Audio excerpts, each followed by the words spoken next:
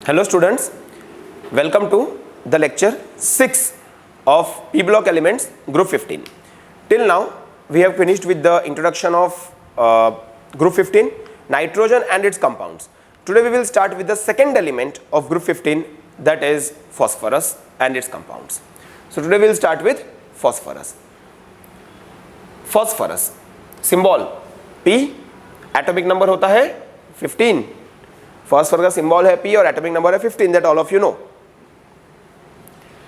Allotropic forms of phosphorus, allotropic forms of phosphorus. ठीक है, अब एलोट्रोप्स होते क्या है? What are allotropes? Students, allotropes का मतलब होता है, एलोट्रोप्स का मतलब होता है कि they have same chemical properties but different physical properties.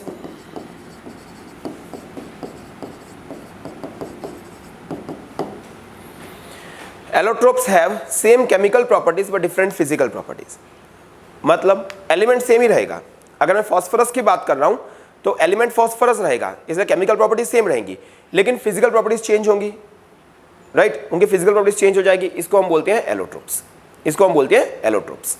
ठीक है, एलोट्रोप्स का क्या मतलब होता है? Having same chemical properties because the element is same but having different physical properties. Physical properties different होंगी उनकी. ठीक है, अब देखो फॉस्फोरस के मेनली 3 एलोट्रोप्स होते हैं. फॉस्फोरस के 3 एलोट्रोप्स होते हैं. Right, 3 allotropes. एक हो गया हमारा व्हाइट फॉस्फोरस, उसके बाद आएगा रेड फॉस्फोरस और उसके बाद आएगा ब्लैक फॉस्फोरस. ठीक है, फॉस्फोरस के 3 एलोट्रोप्स होते हैं, व्हाइट फॉस्फोरस, रेड फॉस्फोरस और येलो और सॉरी ब्लैक फॉस्फोरस. कई बुक्स में तुमको येलो फॉस्फोरस भी देखने को मिलेगा, कई बुक्स में. अब यहाँ पे मैंने कहीं भी येलो नहीं लिखा, देखो व्हाइट रेड ब्लैक, येलो नहीं लिखा है मैंने, लेकिन कई बुक्स में तुमको येलो फॉस्फोरस देखने को मिलेगा. तो स्टूडेंट्स एक्चुअली होता क्या है, व्हाइट फॉस्फोरस को अगर तुम सनलाइट को एक्सपोज करो, व्हाइट फॉस्फोरस अगर सनलाइट को एक्सपोज किया जाए तो हल्का सा येलो कलर का हो जाता है, इसलिए व्हाइट फॉस्फोरस को ही येलो फॉस्फोरस कहा जाता है. Do not gate confused. ठीक है, व्हाइट फॉस्फोरस को ही येलो फॉस्फोरस कहा जाता है because when you expose white phosphorus to sunlight it turns yellow in colour. ठीक है, चलो अब आगे. व्हाइट फॉस्फोरस जो है वो कॉमन वैरायटी है फॉस्फोरस का. It's a common variety of phosphorus. It consist of P4 units. It consist of P4 units. I will show you. देखो ये है हमारा व्हाइट फॉस्फोरस. देखो ये है व्हाइट फॉस्फोरस. तुम देख सकते हो कि इस व्हाइट फॉस्फोरस के अंदर if you see white phosphorus में देखो ये 1 2 3 और ये 4 फॉस्फोरस एटम्स है. हर एक फॉस्फोरस एटम ने 3 बॉन्ड्स फॉर्म करी हुई है. राइट, हर फॉस्फोरस एटम 3 बॉन्ड्स क्यों फॉर्म करेगा? फॉस्फोरस पास कितने वैलेंस इलेक्ट्रॉन है? 5. तो ऑक्टेट कंप्लीट करने के लिए उसको कितने चाहिए? 3 और, तो वो 3 कोवेलेंट बॉन्ड्स फॉर्म करेगा और इस तरह से अपना ऑक्टेट पूरा करेगा. ठीक है, जैसे कि फॉस्फोरस 1 में देखो 1 2 और 3 कोवेलेंट बॉन्ड्स मतलब 3 2 6 इलेक्ट्रॉन्स एंड 2 इलेक्ट्रॉन्स मोर, तो टोटल 8 इलेक्ट्रॉन्स. ठीक है, ये हमारा व्हाइट फॉस्फोरस का स्ट्रक्चर हो गया. राइट, एक्चुअली अगर हम देखने जाएं तो व्हाइट फॉस्फोरस का स्ट्रक्चर कुछ ऐसा अगर होता, देखो P P P और P, ये टेट्राहेड्रल स्ट्रक्चर होता जिसमें बॉन्ड एंगल हमारा होता 109 डिग्री 28 मिनट्स. ये हमारा बॉन्ड एंगल होता. राइट, लेकिन क्या होता है हर एक फॉस्फोरस के पास में तुम देखो ये क्या है, non bonding pair of electrons है और non bonding pair of electrons होने के कारण रिपल्जन काफी ज्यादा लगता है according to VSEPR theory. Right, क्या बोलता है VSEPR थ्योरी कि तुम्हारा बॉन्डिंग पेयर के बीच में सबसे कम रिपल्जन होता है. बॉन्डिंग पेयर लोन पेयर के बीच में उससे ज्यादा होता है और लोन पेयर में उससे भी ज्यादा रिपल्जन होता है. ठीक है, तो यह लोन पेयर होने के कारण रिपल्जन काफी बढ़ जाएगा और रिपल्जन जब बढ़ेगा तो ये बॉन्ड एंगल 108 डिग्री 28 मिनट्स जो टेट्राहेड्रल बॉन्ड एंगल होता है वैसा नहीं रहेगा. वो बॉन्ड एंगल चेंज होकर हो जाएगा 60 डिग्री. बॉन्ड एंगल हो जाएगा 60 डिग्री. राइट, अब मेरी बात ध्यान से सुनो. I don't know you might have heard के नहीं, लेकिन एक थ्योरी है जिसको हम बोलते हैं Baeyer strain theory. Baeyer's strain theory. Baeyer नाम का एक साइंटिस्ट था, उसने ये बोला था कि जब भी तुम्हारा bond angle tetrahedral bond angle से डेविएट करे, मतलब कम हो जाए या बढ़ जाए, डेविएट करे मतलब कम भी हो सकता है बढ़ भी सकता है, जब भी bond angle tetrahedral bond angle से डेविएट करेगा, ठीक है, तो that will lead to instability या that will lead to development of strain in the molecule, right. Molecule में टेंशन क्रिएट होगा, स्ट्रेन क्रिएट होगा, और वो स्ट्रेन या टेंशन के कारण उसकी जो बॉन्ड्स इजीली टूट जाएंगी, ठीक है, उसकी बॉन्ड्स इजीली टूट जाएंगी, इसका मतलब मॉलिक्यूल अनस्टेबल हो जाएगा, है ना। तो ये चीज बियर ने कही थी। अब जितना तुम्हारा bond angle tetrahedral bond angle से ज्यादा कम हो जाएगा या ज्यादा बढ़ेगा, ठीक है, जैसे कि 109 डिग्री 28 मिनट्स ये तुम्हारा टेट्राहेड्रल बॉन्ड एंगल है।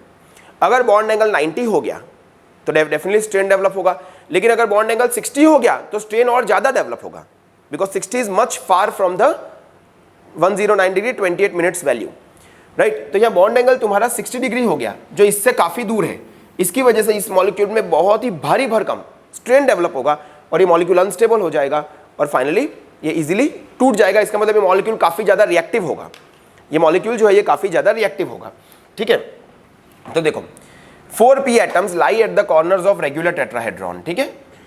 टेट्राहेड्रॉन एक्चुअली टेट्राहेड्रॉन नहीं है, डिस्टॉर्टेड टेट्राहेड्रॉन है, डिस्टॉर्टेड टेट्राहेड्रॉन। एक्चुअल टेट्राहेड्रॉन ये होता, अगर फॉस्फोरस में नॉन बॉन्डिंग इलेक्ट्रॉन पेयर नहीं होते तो ये स्ट्रक्चर होता, लेकिन because non bonding electron pair है, रिपल्जन के कारण उसका ये स्ट्रक्चर हो गया है, ठीक है।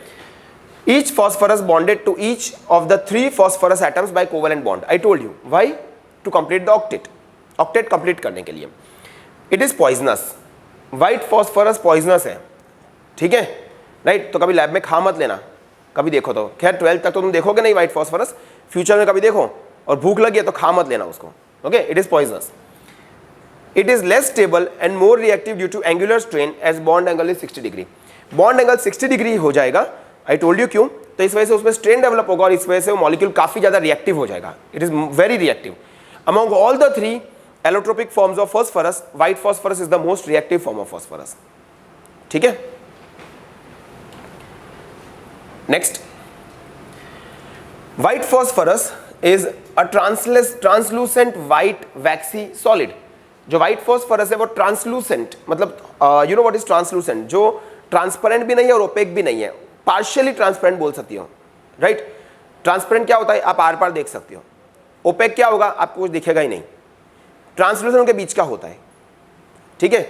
जैसे कि वो कुछ तरह के उस तरह के कुछ ग्लासेस आते हैं, ट्रांसलूसेंट ग्लासेस, अंदर रूम में कोई बैठा है आपको पता लगेगा, कौन है क्या है वो पता नहीं लगेगा, जस्ट वो मूवमेंट थोड़ा होगा, उसमें से आपको आइडिया आएगा कि कुछ ना कुछ है अंदर, उसको ट्रांसलूसेंट बोलते हैं। It is in between transparent and opaque, ठीक है।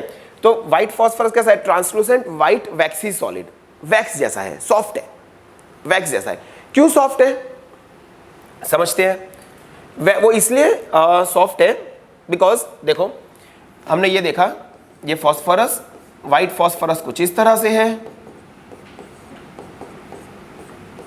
ठीक है, व्हाइट फॉस्फोरस कुछ इस तरह से है। अब देखो ये दूसरा व्हाइट फॉस्फोरस है,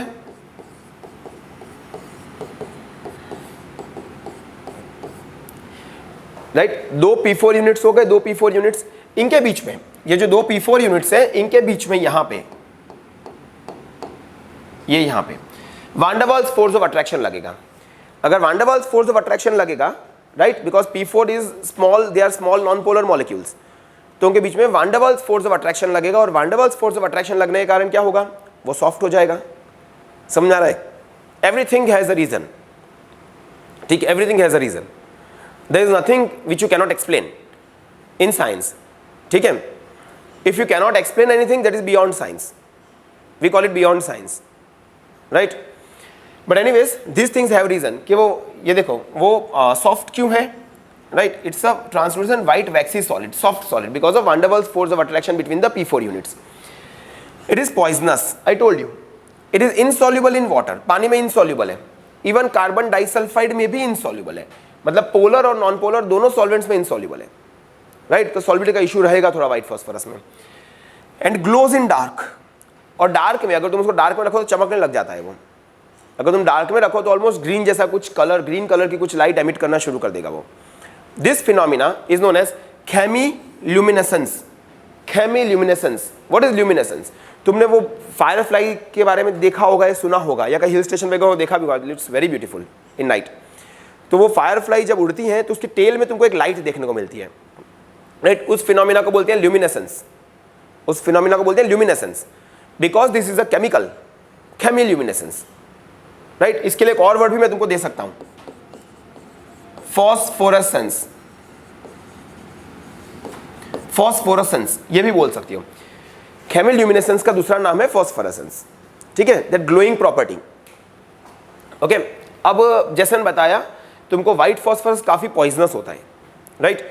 जो लोग कंटिन्यूअसली व्हाइट फॉस्फोरस साथ में काम करते हैं उनके ये जो जॉज है, जॉ समझते हो, ये जो जॉज होते हैं हमारे अपर जॉ लोअर जॉ, उसके आजू बाजू के जो मसल्स और जॉइंट्स हैं वो धीरे धीरे वो मसल्स और जॉइंट खराब होने लग जाती है उनके। इस फिनोमिना को बोलते हैं phossy jaws, phossy jaws. Just बता रहा हूँ, एग्जाम के लिए नहीं है ये सब, ये थोड़ा सा मैं एडिशनल चीजें बता रहा हूँ तुमको। उसको बोलते हैं फॉसी जॉस। व्हाइट फॉस्फोरस काफी पॉइजनस होता है, ठीक है। जस्ट वो लोग उसको खाते नहीं है, जस्ट काम करने के कारण उसके साथ अगर लॉन्ग टर्म काम करने वाले जो वर्कर्स होते हैं उनको इस तरह की डिजीज डेवलप होती है, फॉसी जॉस। जॉस के जॉइंट्स और मसल्स उनके खराब होने लग जाती है। It dissolves in boiling NaOH solution in an inert atmosphere. देखो इनर्ट एटमॉस्फेयर बहुत जरूरी है, बिकॉज काफी रिएक्टिव है, ये काफी रिएक्टिव है, इसे इनर्ट एटमॉस्फेयर प्रोवाइड करना जरूरी है। और तुम अगर उसको बॉइलिंग NaOH में अगर डिसॉल्व करोगे, बॉइलिंग NaOH में डालोगे, डिसॉल्व करोगे, तो तुमको मिलेगा फॉस्फीन गैस, PH3। फॉस्फीन बोलते हैं इसको, फॉस्फीन गैस। PH3 को क्या बोलते हैं? फॉस्फीन। हमारा नेक्स्ट टॉपिक आज का वही है, आज हम फॉस्फीन के बारे में भी पढ़ेंगे, ठीक है। देखो P4 plus NaOH plus water, right, because aqueous NaOH में तुमने दिया ना, तो NaOH वाटर, और P4 को जब उसमें बॉइलिंग NaOH में तुम डिसॉल्व करोगे तुमको मिलेगा PH3 फॉस्फीन गैस, NaH2PO2। इसका नाम है सोडियम हाइपोफॉस्फाइट, सोडियम हाइपोफॉस्फाइट, ठीक है। Next, white phosphorus readily catches fire to give dense fumes of P4O10, ठीक है। व्हाइट फॉस्फोरस जो है, अगर तुम हवा में खुला छोड़ो व्हाइट फॉस्फोरस को, तो वो इमीडिएटली फायर कैच कर लेगा, वो जल जाएगा। और फॉस्फोरस और ऑक्सीजन जब जलेंगे, राइट, ऑक्सीजन फॉस्फोरस जब कंबाइन होंगे तो हमको क्या मिलेगा? P2O5, phosphorus pentoxide. But as you know, phosphorus pentoxide dimerises immediately. तो if phosphorus pentoxide dimerises, if phosphorus pentoxide dimerises, वो क्या हो जाएगा? P4O10, tetra phosphorus deca oxide. Tetra मतलब 4, डेका मतलब 10, tetra phosphorus deca oxide, right. तो white phosphorus जो immediately fire है वो कैच कर लेता है, जलता है इमीडिएटली, और तुमको व्हाइट फ्यूम्स ऑफ P4O10 देगा। ये व्हाइट फ्यूम्स कैसे होते हैं पता है? एकदम डेंस क्लाउड्स जैसे, एकदम डेंस क्लाउड्स जैसे। कई बार इसका यूज कहां पे किया जाता है?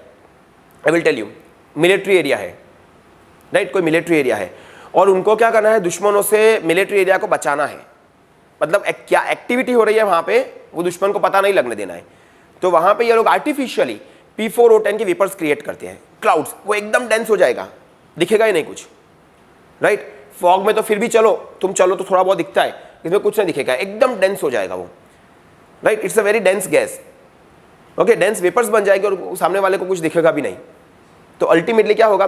तुम्हारे एरिया में क्या एक्टिविटी हो रही है वो तुम जो है वो हाइड कर सकते हो अपने एनिमी से, है ना? Yes, okay.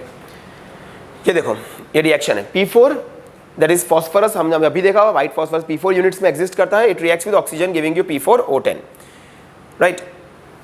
हाँ, ये मैंने तुमको बता दिया कि जो P4 यूनिट्स है वो वान डेर वाल्स बॉन्ड से लिंक्ड है, ये तुमको बताया मैंने, इसलिए तो वो सॉफ्ट और वैक्सी नेचर का है, ठीक है। चलो next, let's talk about the second allotrope of phosphorus, that is red phosphorus. देखो ये रेड फॉस्फोरस है। क्या हुआ रेड फॉस्फोरस में? देखो यहां पे व्हाइट फॉस्फोरस, यहां पे बॉन्ड थी, ये बॉन्ड टूट गई, है ना, ये जो बॉन्ड थी ये बॉन्ड टूट गई, और इसने क्या करा कि जो उसके बाजू वाला P4 यूनिट है उसके साथ में कोवेलेंट बॉन्ड फॉर्म कर दी। देखो ये भी करेगा, ये भी करेगा, फर्दर ये भी आगे बॉन्ड फॉर्म करेगा, ये भी बॉन्ड फॉर्म करेगा। तो एक यूनिट में, एक यूनिट की जो P और P के बीच की जो बॉन्ड है, एक यूनिट की P और P के बीच की जो बॉन्ड है वो बॉन्ड टूट जाएगी और बाजू वाले P4 यूनिट के साथ में बॉन्ड फॉर्म होती जाएगी, और इस तरह से पूरा हमको पॉलीमरिक स्ट्रक्चर बनेगा, ठीक है। तो रेड फॉस्फोरस का जो है वो क्या होता है? पॉलीमरिक स्ट्रक्चर होता है, राइट। क्या है? It is a polymeric, it has polymeric structure consisting of P4 tetrahedral units linked through covalent bonds, ठीक है। जो व्हाइट फॉस्फोरस में एक यूनिट में जो 2 pp के बीच में बॉन्ड थी वो टूट जाएगी और एडजेसेंट p4 यूनिट्स के pp के बीच में बॉन्ड फॉर्म हो जाएगी। आया समझ में सबको? That is how it is. तो रेड फॉस्फोरस में ये चीज होगी, right. It is non poisonous, red phosphorus non poisonous है, जहरीला नहीं है। व्हाइट फॉस्फोरस पॉइजनस है, रेड फॉस्फोरस नॉन पॉइजनस, फिर भी उसको खा नहीं सकते हो, राइट, है ना। और रेड फॉस्फोरस जो है वो तुम्हारा जो मैचस्टिक्स, तुमने देखा होगा मैचस्टिक्स से आगे जो मसाला लगा होता है, राइट, वो मेनली रेड फॉस्फोरस का बना हुआ होता है। That is made up of red phosphorus, ठीक है। नेक्स्ट, रेड फॉस्फोरस मिलता कैसे है? तो देखो रेड फॉस्फोरस कैसे मिलता है, अगर तुम व्हाइट फॉस्फोरस ले लोगे, राइट, अगर तुम व्हाइट फॉस्फोरस ले लोगे और व्हाइट फॉस्फोरस को 573 केल्विन पे, व्हाइट फॉस्फोरस को 573 केल्विन पे इनर्ट एटमॉस्फेयर में अगर कुछ दिनों के लिए हीट करोगे, कुछ दिनों के लिए, राइट, व्हाइट फॉस्फोरस को इनर्ट एटमॉस्फेयर में, क्यों सर एयर के प्रेजेंस में नहीं कर सकते? Because white phosphorus is highly reactive, हमने अभी देखा वो जलता है एयर के प्रेजेंस में, नहीं हीट कर सकते। तो राइट, व्हाइट फॉस्फोरस ले लिया एक वेसल में, उसके आजू बाजू हमने इनर्ट एटमॉस्फेयर क्रिएट कर दिया, ओके, और फिर अगर तुम उसको कई दिनों तक गर्म करोगे तो वो स्लोली एंड स्लोली पॉलीमराइज हो जाएगा, मतलब कि रेड फॉस्फोरस में कन्वर्ट हो जाएगा, ठीक है। It possess iron grey lustre, right, iron grey, जो आयरन ग्रे कलर होता है, लोहा अगर तुमने देखा हो तो हल्का सा सिल्वरिश ग्रे कलर जो होता है आयरन का, ऐसा कुछ लस्टर होगा उसका, इस तरह से कुछ दिखेगा वो। It has a iron grey lustre. It is odourless, non poisonous and insoluble in water as well as in carbon disulphide. ये भी इनसॉल्युबल है, कार्बन डाइसल्फाइड में पानी में इनसॉल्युबल है, ठीक है, और नॉन पॉइजनस है ये। Chemically red phosphorus is much less reactive than white phosphorus, definitely, क्योंकि पॉलीमराइजेशन हो गया उसका, राइट, तो इसलिए उसकी रिएक्टिविटी थोड़ी कम हो जाएगी। अब हम बात करते हैं ब्लैक फॉस्फोरस की, the third allotrope of phosphorus. Black phosphorus is thermodynamically most stable form of phosphorus. Students, ये क्वेश्चन आता है एग्जाम में कई बार, which is thermodynamically most stable form of phosphorus? Black phosphorus. Black phosphorus is thermodynamically most stable form of phosphorus, ठीक है। अब it has a layered structure, अगर मैं तुमको बताऊं इसका स्ट्रक्चर कुछ ऐसा होगा, आई विल शो यू। देखो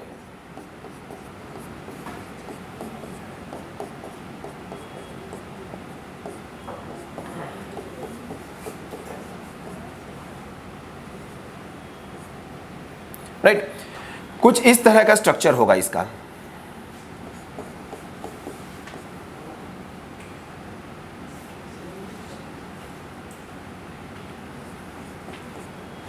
राइट।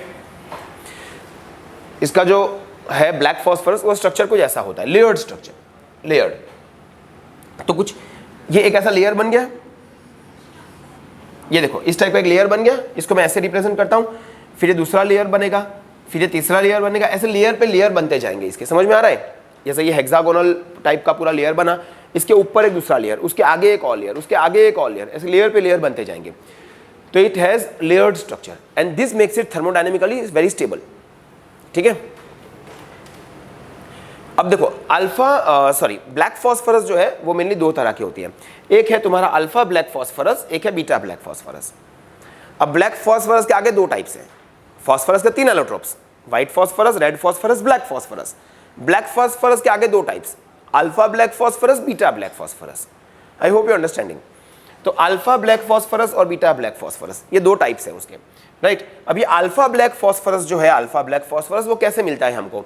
तो if you heat red phosphorus, अगर तुम रेड फॉस्फोरस को एक सील्ड ट्यूब में 803 केल्विन पे अगर हीट करोगे, अगर तुम रेड फॉस्फोरस को एक सील्ड ट्यूब में, एक बंद ट्यूब में, ठीक है, अगर 803 केल्विन हाई टेम्परेचर पे हीट करोगे तो तुमको ब्लैक फॉस्फोरस मिल जाएगा, राइट। ब्लैक फॉस्फोरस जो है उसको तुम एयर में सबलाइम कर सकते हो, sublimation. What is sublimation? Conversion of solid directly into gas, right. तो तुम उसको डायरेक्टली गैस फॉर्म में कन्वर्ट कर सकते हो हीट करके, ओके, सॉलिड से डायरेक्टली गैस फॉर्म में कन्वर्ट कर सकते हो हीट करके। और उसके दो टाइप के क्रिस्टल्स होंगे, एक मोनोक्लिनिक क्रिस्टल्स और एक रोम्बोहेड्रल क्रिस्टल्स। दो तरह के क्रिस्टल्स मिलेंगे तुमको उसके, मोनोक्लिनिक एंड रोम्बोहेड्रल, ठीक है। Next, it does not oxidise in air, air में उसका ऑक्सीडेशन नहीं होता है। जैसे हमने आगे देखा कि फॉस्फोरस, व्हाइट फॉस्फोरस में देखा कि एयर के प्रेजेंस में वो P2O5 फॉर्म करता है और P2O5 डाइमराइज होकर P4O10 बनता है। इस तरह से तुम ब्लैक फॉस्फोरस का ऑक्सीडेशन नहीं कर सकते हो एयर में। It does not oxidise in air, why? Because of very high stability, it does not oxidise in air, ठीक है। अब हम बीटा ब्लैक फॉस्फोरस की बात करते हैं। How beta black phosphorus is formed? तो beta black phosphorus is obtained by heating white phosphorus, ठीक है, by heating white phosphorus at 473 kelvin under high pressure, under high pressure, ठीक है। तो देखो अल्फा ब्लैक फॉस्फोरस कैसे मिलता है? By heating red phosphorus in seal tube at 803 kelvin, मतलब high temperature. Beta black phosphorus कैसे मिलता है? By heating white phosphorus at 473 kelvin under high pressure, ठीक है। तो in short alpha black phosphorus is obtained from red phosphorus and beta black phosphorus is obtained from white phosphorus, ठीक है। Okay, temperature वगैरह तुमको याद रखने हैं, राइट। It does not burn into air up to 673 kelvin. 673 kelvin तक अगर तुमने बीटा ब्लैक फॉस्फोरस को 673 केल्विन तक गर्म किया एयर में, तो वो ऑक्सीडाइज नहीं होगा, वो जलेगा नहीं, राइट। समझ में आ रहा है? तो अगर it's a very stable form of phosphorus, ठीक है, सबको समझ में आ रहा है ये? ओके, अब let me give you some additional information about allotropy, right. फॉस्फोरस खत्म, और ये जो क्वेश्चन है ना, describe the various allotropes of phosphorus, ये 3 या 4 मार्क का एग्जाम में आ सकता है। कोई एक पर्टिकुलर फॉस्फोरस का एलोट्रोप भी पूछ सकती है, जैसे व्हाइट फॉस्फोरस पूछ ले तुमको, ब्लैक फॉस्फोरस पूछ ले, ऐसे क्वेश्चंस भी आ सकती है। लेकिन ये पूरा एलोट्रोपी का शॉर्ट नोट तुमको पूछ सकते हैं, एलोट्रोपी का शॉर्ट नोट, ठीक है, 3 to 4 मार्क में आ सकता है एलोट्रोपी का short note. Okay, this is all additional information, they are not given in text book, but just go through it once. तो सॉरी, आर्सेनिक जो होता है, आर्सेनिक के 3 फॉर्म्स होते हैं। कौन से होते हैं? Grey, metallic, yellow and black, 3 forms arsenic के। नेक्स्ट एंटीमनी, एंटीमनी के भी 3 फॉर्म्स होते हैं, एंटीमनी के भी 3 फॉर्म्स होते हैं, मेटालिक एंटीमनी, येलो और alpha antimony and explosive antimony, ठीक है। तो इसके 3 एलोट्रोपिक फॉर्म्स है, इसके भी 3 एलोट्रोपिक फॉर्म्स है, फॉस्फोरस के भी 3 एलोट्रोपिक फॉर्म्स है, ठीक है। बिस्मथ की बात करें तो बिस्मथ में क्या होता है? इनर्ट पेयर इफेक्ट होता है, तुम जानती हो, जैसे ऊपर से नीचे आओ वैसे ऑक्सीडेशन नंबर जो है वो जो मतलब +3 स्टेट है वो ज़्यादा स्टेबल हो जाता है, इसको हम बोलते हैं inert pair effect. Bismuth +3 state में ही एग्जिस्ट करता है, तो बिस्मथ कोई एलोट्रोपिक फॉर्म्स जो है वो शो नहीं करेगा, right. Bismuth will not show allotropic forms, rather bismuth radio active होता है, और रेडियो एक्टिव होने के कारण वो अल्फा रेज एमिट करेगा, जिसकी हाफ लाइफ होगी 1.9 × 10⁻19 ईयर्स, ओके, वो अल्फा रेज एमिट करेगा। सर क्या ये सब इंफॉर्मेशन को करनी है? बोर्ड एग्जाम्स के लिए नहीं, बोर्ड एग्जाम के लिए नहीं करनी है, कॉम्पिटिटिव एग्जाम के लिए करनी है, ठीक है, because it is not given in text book, तो बोर्ड एग्जाम में पूछने के चांसेस नहीं है कि ये सब चीज़ें बोर्ड एग्जाम में आ जाए, ठीक है। तो in which category you fall, decide according that कि तुमको ये करना है या नहीं करना है, ठीक है। नेक्स्ट, चलो एक क्वेश्चन है, अगर आप फॉस्फोरस को कंसंट्रेटेड NaOH के साथ में inert atmosphere of carbon dioxide में हीट करोगे तो क्या मिलेगा? अभी देखा हमने, राइट। अगर आप फॉस्फोरस को concentrated NaOH, because white phosphorus जो होता है वो ना पानी में ना CS2 कार्बन डाइसल्फाइड किसी में सॉल्युबल नहीं है, तो अगर आप उसको कॉन्सेंट्रेटेड NaOH के प्रेजेंस में हीट कर उसमें डिसॉल्व करके CO2 के इनर्ट एटमॉस्फेयर में हीट कर रहे हो तो क्या मिलेगा? Phosphine gas, very nice, phosphine gas. देखो दिस द रिएक्शन, देखा ना हमने अभी, हमको फॉस्फिन गैस मिलेगी। कुछ MCQ सॉल्व करके, first MCQ, phosphorus exist in white dash and black forms, red, अच्छा ऑप्शन दिए बिना रेड, देखते हैं, रेड, राइट, तो ऑप्शन दिए बिना ही सही जवाब, okay. Next, second, alpha black phosphorus is obtained from black phosphorus. बताओ मुझे अल्फा किस में से मिलता है? बताया मैंने अभी, रेड फॉस्फोरस में से मिलता है, और बीटा किस में से मिलता है? व्हाइट फॉस्फोरस में से। Dash is thermodynamically the most stable form of phosphorus, black phosphorus. Next हम बात करेंगे फॉस्फीन गैस की, राइट, आज का सेकंड और last topic, phosphine gas. Phosphine gas, phosphine क्या होता है सर? फॉस्फीन होता है PH3, ठीक है, आई राइट हियर, फॉस्फीन गैस मतलब PH3 गैस, जैसे अमोनिया गैस मतलब NH3 गैस, वैसे फॉस्फीन गैस मतलब PH3 गैस, ठीक है। चलो कैसे बनाते हैं उसको? हम लेंगे calcium phosphide, calcium phosphide Ca3P2, calcium is Ca+2, phosphide is P-3, cross करो तुमको मिलेगा Ca3P2, कैल्शियम फॉस्फाइड, क्या मिलेगा? Calcium phosphide. कैल्शियम फॉस्फाइड को अगर तुम पानी के साथ में रिएक्ट करोगे, कैल्शियम फॉस्फाइड को अगर पानी के साथ में रिएक्ट करोगे, तुमको मिलेगा कैल्शियम हाइड्रोक्साइड और फॉस्फीन गैस। ये रिएक्शन अच्छे से देखो, बिकॉज अभी जब मैं फॉस्फीन के यूजेस पढ़ाऊंगा तो इस रिएक्शन का काफी यूज आएगा उसके अंदर, राइट। तो रिएक्शन को अच्छे से देख लो। कैल्शियम फॉस्फाइड जब पानी के साथ में रिएक्ट करता है तो हमको क्या मिलता है? फॉस्फीन गैस मिलती है, राइट। नेक्स्ट, अगर हम कैल्शियम फॉस्फाइड को अगर HCl hydrochloric acid, calcium phosphide को अगर हम हाइड्रोक्लोरिक एसिड के साथ में अगर रिएक्ट करते हैं तो भी हमको फॉस्फीन गैस मिलती है। और बाई प्रोडक्ट हमको मिलता है CaCl2, calcium chloride and phosphine gas is the main, phosphine is the main product, right. समझ में आया? दो रिएक्शंस फिर से एक बार देखते हैं। कैल्शियम फॉस्फाइड को पानी के साथ में या एसिड के साथ में रिएक्ट किया, HCl के साथ में रिएक्ट किया तो हमको फॉस्फीन गैस मिलेगी। Simple. First method of preparation very clear, right. तो फर्स्ट मेथड ऑफ प्रिपरेशन है फ्रॉम कैल्शियम फॉस्फाइड। पूछ सकते हैं टेस्ट में, give the reactions of preparation of phosphine gas from calcium phosphide, 2 marks में, ठीक है। अगर रिएक्शंस लिख के करनी है, लिखे बिना करोगे आधे रिएक्शंस तुम नहीं लिख पाओगे, आधे से ऊपर रिएक्शंस नहीं लिख पाओगे, ठीक है। ये तो फिर भी इनऑर्गेनिक केमिस्ट्री है।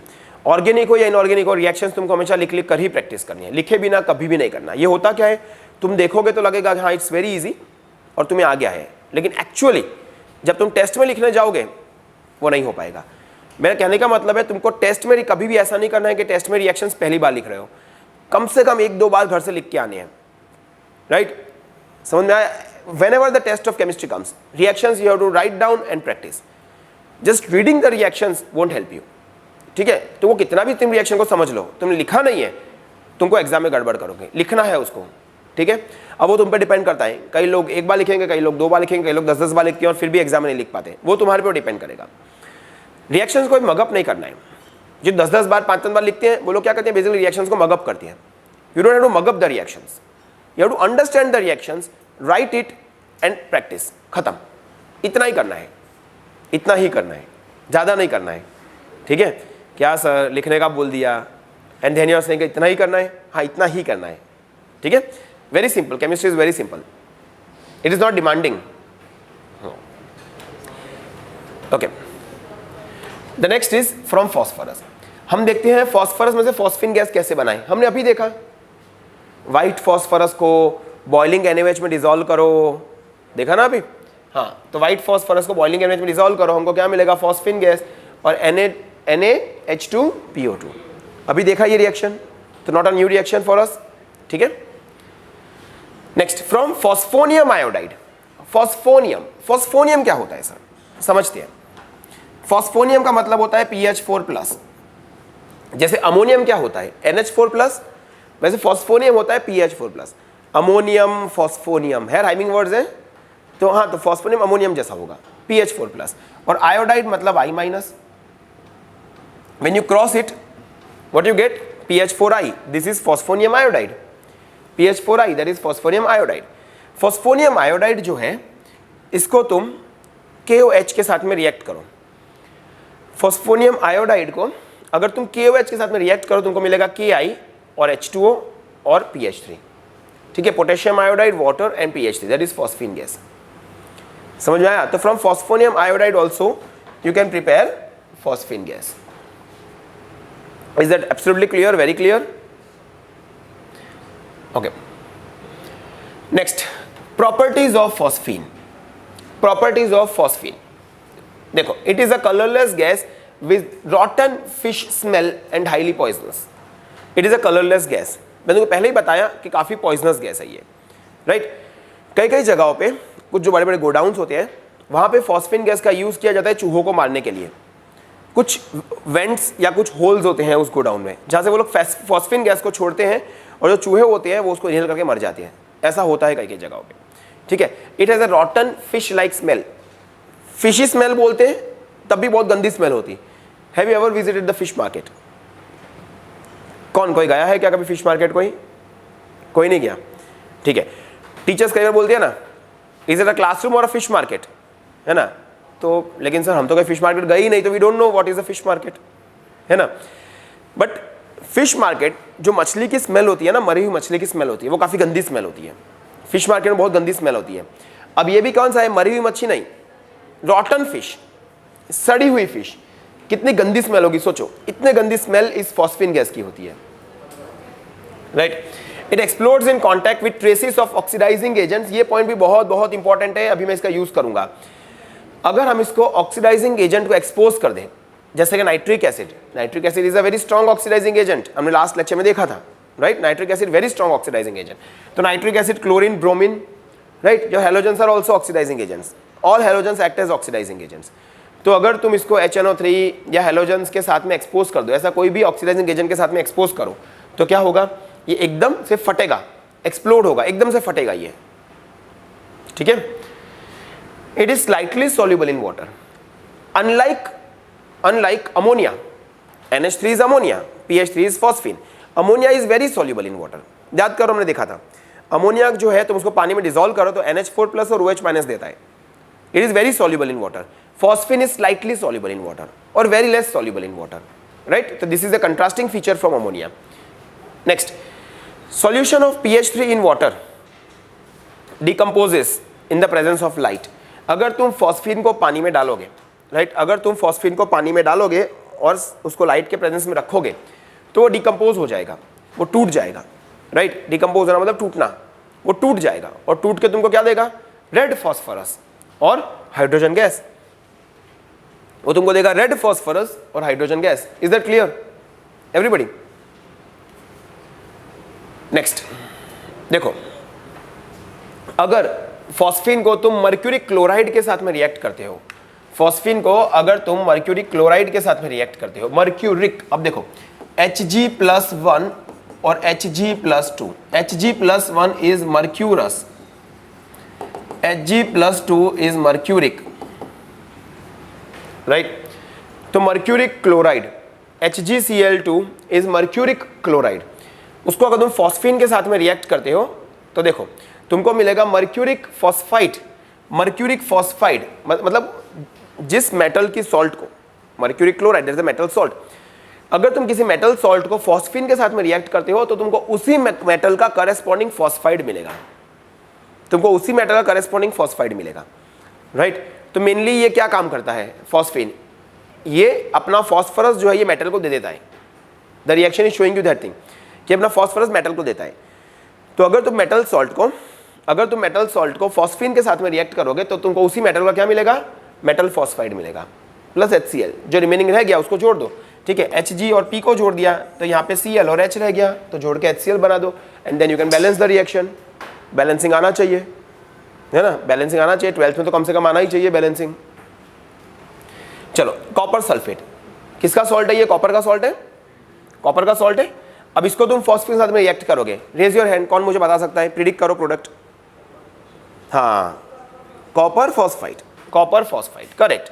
तुमको मिलेगा Cu3P2, copper phosphide, copper phosphide, ठीक है। और प्लस क्या रह गया, SO4 और H प्लस बाकी रह गया, that is H and SO4, that will give you H2SO4। Very simple, very easy, yes. चलो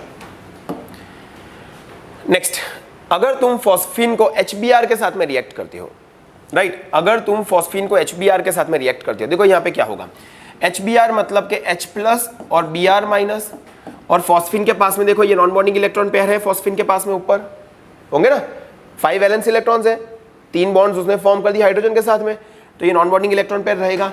तो ये क्या होगा, H+ जो है, H+ आकर फॉस्फीन साथ अटैच हो जाएगा। अब इसका मतलब क्या है, फॉस्फीन क्या कर रहा है, H+ एक्सेप्ट कर रहा है, फॉस्फीन क्या कर रहा है, H+ एक्सेप्ट कर रहा है। तो जो H+ एक्सेप्ट करता है उसका बेसिक नेचर होता है, इसलिए फॉस्फीन वीकली बेसिक नेचर का है, फॉस्फीन वीकली बेसिक नेचर का है। समझ में आया, ठीक है। तुमको क्या मिलेगा, अगर फॉस्फीन ने H+ एक्सेप्ट किया तुमको क्या मिलेगा, PH4+। फॉस्फोनियम अभी बताया मैंने, जैसे NH4+ अमोनियम होता है वैसे PH4+ फॉस्फोनियम होता है, फॉस्फोनियम। और Br- इसलिए bromide, PH4+ Br-, phosphonium bromide. देखो, and this shows the weekly basic nature of phosphine gas. समझ में आया, वेरी इजी, राइट। 4 प्रॉपर्टीज हमने देखी। फर्स्ट वन के फॉस्फीन जो है उसको तो मेटल सॉल्ट के साथ रिएक्ट करोगे तो क्या मिलेगा, करेस्पॉन्डिंग मेटल का फॉस्फाइड मिलेगा। फिर हमने क्या देखा, एनीवन,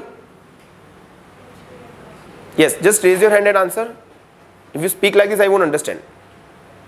बोलो बोलो, सेकंड रिएक्शन क्या देखा आपने फॉस्फीन का? हाँ वो हो गया ना कि मेटल सॉल्ट को अगर तुम फॉस्फीन से रिएक्ट करते हो तुमको फॉस्फाइड मिलेगा, वो हो गया। सेकंड रिएक्शन क्या देखा हमने? यस, वो तो लास्ट है, नंबर से याद रखो, अच्छा है। हाँ चलो ये देख लिया सेकंड रिएक्शन, उसके बाद क्या देखा हमने?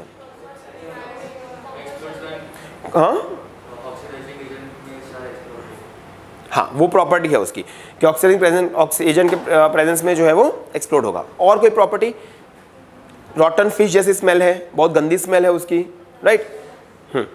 ठीक है, समझ में आया ये सब? आगे बढ़ना है कि रिवाइज करना है? आगे बढ़ना है, चलो। अब देखो यूजेस, ठीक है, ये एक्चुअली यहाँ पे गलती हो गई है, यहाँ होना चाहिए एक्चुअली, क्या होना चाहिए? यूजेस होना चाहिए, यूजेस ऑफ फॉस्फीन, ठीक है, यहाँ पे होना चाहिए uses of phosphine, uses of phosphine gas, phosphine के यूजेस, ठीक है। अब देखो क्या लिखा है, मैं ऊपर ऊपर से पढ़ता हूँ कि हॉलमेज सिग्नल, राइट? फॉस्फीन के दो यूजेस हैं, एक वो हॉलमेज सिग्नल में यूज होता है और दूसरा वो स्मोक स्क्रीन में यूज होता है। फॉस्फीन के दो यूजेस हैं, एक वो हॉलमेज सिग्नल में यूज होता है और एक वो स्मोक स्क्रीन में यूज होता है। समझती हैं? हम पहले हॉलमेज सिग्नल समझेंगे, ठीक है, फिर बाद में स्मोक स्क्रीन समझेंगे। चलो देखो हॉलमेज सिग्नल क्या होता है। देखो जैसे कि मैं पहले यहां पे ड्रॉ कर देता हूं, रिएक्शंस वगैरह बाद में देखेंगे हम, ठीक है। सी व्हाट हैपेंस इज, एक तुम ऐसा डब्बा ले लो, राइट? एक डब्बा ले लो, उसके ऊपर इस डब्बे में तुम क्या करो, यहां पर और यहां पर दो होल्स कर दो, ठीक है? समझना ध्यान से, बहुत इंटरेस्टिंग है। इस डब्बे के अंदर तुम दो होल्स कर दो, ऊपर नीचे दो होल्स कर दो। अब इस डब्बे के अंदर तुम दो केमिकल्स भर दो। कौन से दो केमिकल हम भरेंगे? कैल्शियम फॉस्फाइड Ca3P2 और calcium carbide CaC2। Calcium phosphide और कैल्शियम कार्बाइड, ठीक है। क्या किया, एक डब्बा लिया, उसमें कैल्शियम फॉस्फाइड कैल्शियम कार्बाइड भरा, ऊपर नीचे उसके जो लिड्स है उसमें हमने क्या किया, होल्स कर दिए, राइट? एक होल करो या एक से ज़्यादा होल कर सकते हो, परफोरेशंस, हमने परफोरेशंस कर दिया, राइट? अब मान लो तुम शिप में जा रहे हो और दरिया में कहीं फंस गए, कुछ भी प्रॉब्लम हो गया, राइट? या तो फ्यूल खत्म हो गया, कुछ भी हो सकता है, कुछ भी प्रॉब्लम हो गया दरिया में, या कहीं नेविगेशन में तुम कहीं भटक गए, तो क्या होगा? क्या करते हैं पता है? अब तुम वहाँ क्या करोगे? चिल्लाओगे, कौन सुनेगा? चिल्लाओगे तो सुनेगा कौन, राइट? क्या चिल्लाओगे? बचाओ बचाओ बचाओ, ऐसा कोई नहीं सुनने वाला है वो सब। तो क्या करोगे? वो तुम चाहते हो कि अगर बहुत दूर से कोई शिप आ रही है या कुछ भी आ रहा है तो दूर से तुमको देख पाए कि हाँ कुछ ना कुछ गड़बड़ है यहाँ पे। तो ये जो डब्बा है, इस डब्बे को, इस कंटेनर को पानी में फेंक दो, राइट? इसमें कैल्शियम फॉस्फाइड और कैल्शियम कार्बाइड डाल दो, परफोरेशंस कर दो, ऊपर नीचे होल्स कर दो और पानी में फेंक दो।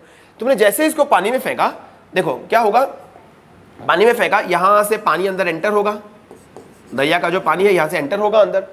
पानी एंटर होगा तो क्या होगा, ये पानी तुम्हारा कैल्शियम कार्बाइड जो CaC2 डाला है, कैल्शियम कार्बाइड साथ वाटर रिएक्ट करेगा और तुमको देगा कैल्शियम हाइड्रोक्साइड और एसिटिलीन गैस या ethyne gas C2H2, ethyne gas. ये रिएक्शन तुम लोग 11th स्टैंडर्ड में पढ़ चुके हो, राइट? प्रिपरेशन ऑफ इथाइन में this reaction you already studied कि कैल्शियम कार्बाइड पानी के साथ में रिएक्ट होकर तुमको देगा एसिटिलीन गैस या इथाइन गैस, और कैल्शियम फॉस्फाइड हमने जैसे अभी देखा पानी के साथ में रिएक्ट करके तुमको देगा फॉस्फीन गैस, राइट? तो यहाँ पे इतना फिक्स है कि सर दो तरह की गैसेस बन रही है।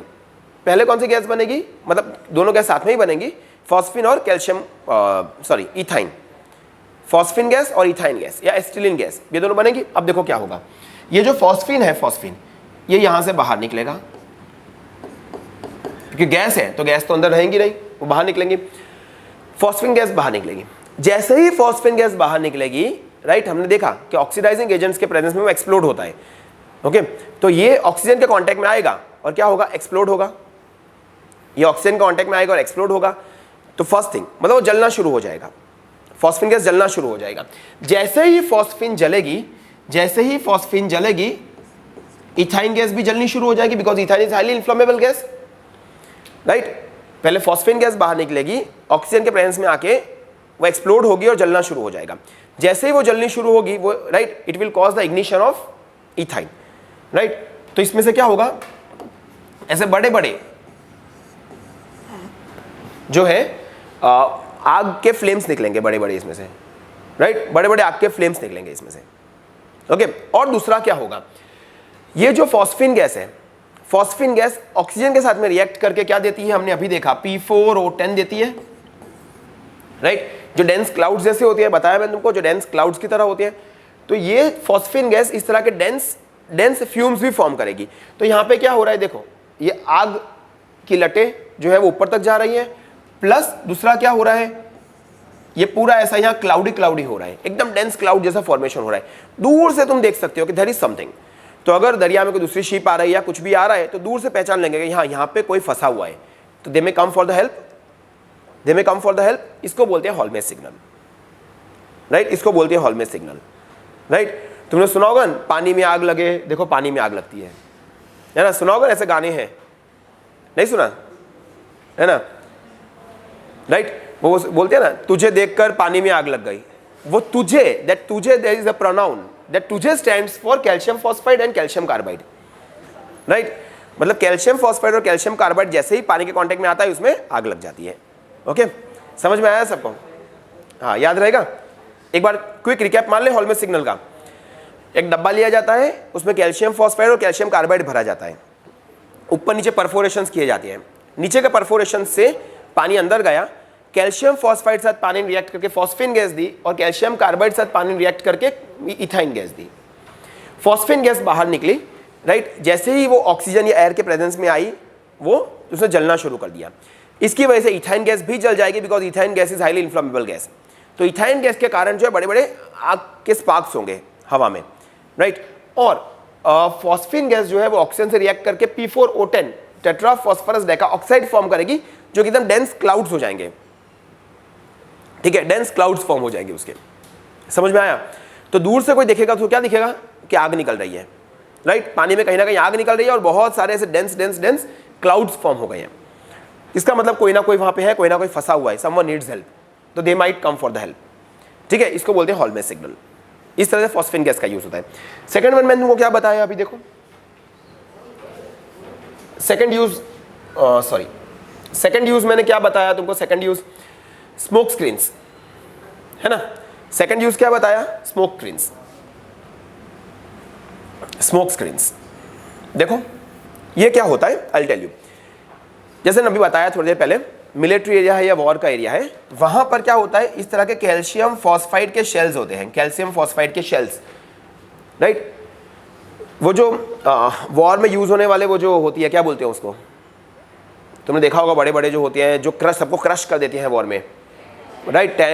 टैंक्स या वॉरफेयर में जो भी यूज होने वाली उनका टैंक्स होती हैं, जो भी इस तरह के चीज़ें होती हैं, वो इसके ऊपर चला देते हैं, और चलाने के बाद क्या होगा, ये पूरा क्रश हो जाएगा, ये क्रश हो जाएगा।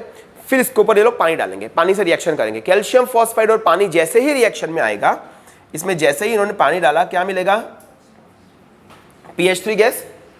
ये PH3 गैस ऑक्सीजन साथ रिएक्ट होगी, और ऑक्सीजन साथ रिएक्ट होकर क्या देगी, P2O5। P2O5 का डाइमराइजेशन हो जाएगा, वेरी गुड, P2O5 का डाइमराइजेशन होकर मिल जाएगा P4O10। समझ में आ रहा है सबको? इसका डाइमराइजेशन होकर तुमको मिल जाएगा P4O10, राइट। तो P4O10 मिल गया। अब ये P4O10 डेंस क्लाउड्स फॉर्म कर देंगे, and that is how you protect your military area या army area from your enemy. वो देख ही नहीं पाएंगे तुम्हारे अंदर क्या एक्टिविटी चल रही है, they will not be able to see, because dense clouds of P4O10 form हो जाएंगे वहां पे। Is it very clear? इसको बोलते हैं स्मोक स्क्रीन। तो बेसिकली फॉस्फिन का यहाँ पे यूज होता है, एक हॉलमेस सिग्नल में और दूसरा स्मोक स्क्रीन बनाने में। Is that very clear? Easy आएगा? तुमको ऐसा डिस्क्राइब नहीं करना है एग्जाम में, पर पता तो होना चाहिए, सीधा लिखना थोड़ी है स्मोक स्क्रीन होता क्या है वो पता तो होना चाहिए, ठीक है।